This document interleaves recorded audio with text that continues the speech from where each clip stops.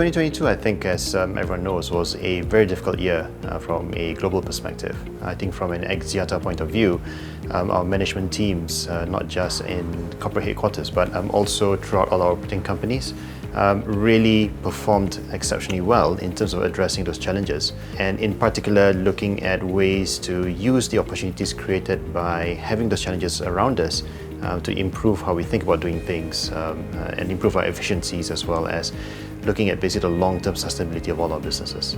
I think Sri Lanka is probably a great example of how Axiata responds to this kind of challenges.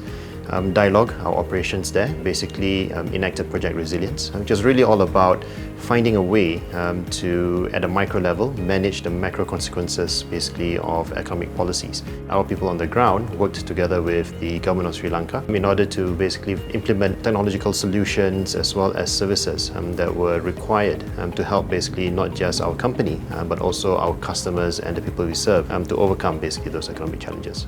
2023 will basically be more of the same. We are really executing the strategies that we put into place. As I think shareholders know, we have a new management team in place with Vivek Sood as our Group Managing Director and Hans basically as our Group ED.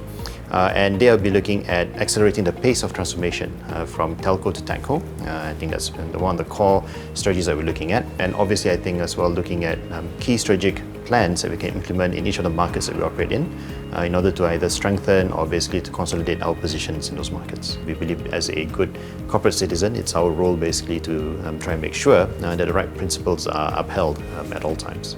Look back at 2022, it has been quite a momentous year for Axiata Group. Despite the challenges in the macro conditions that we face, in global economy and politics and everything else that went with it, I think on behalf of the board, we'd really like to thank management for their leadership and also their recognition basically of the fact that things had to change and they responded to that very, very well.